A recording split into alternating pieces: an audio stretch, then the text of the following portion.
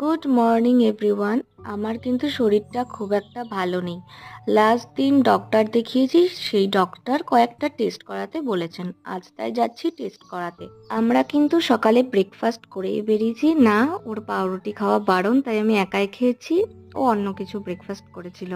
আর এত পরিমাণ ঠান্ডা পড়েছে যে দিনে খটখটে রোদের মধ্যেও কিন্তু সোয়েটার ছাড়া বেরোনোর কোনো উপায় নেই। টেস্ট করার আগে তো আমাকে এক গাদা জল খেতে দিল। আমি তো মনে হয় পুরো সপ্তাহেও অত জল খাই না। আর টেস্ট কমপ্লিট হয়ে যাবে বলেছিল দুপুর 12:30টার মধ্যে। সেখান থেকে আমরা 2:30টা অবধি ওয়েট করেছি।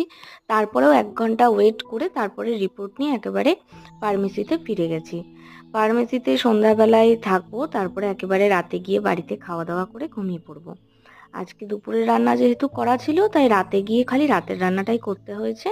আমি আর বর দুজন মিলেই করে নিয়েছি। আর খাওয়ার পর আমি একটু শসা খেয়ে নিচ্ছি। তাহলে আজকের মতো চলি, দেখা হবে খুব জলদি।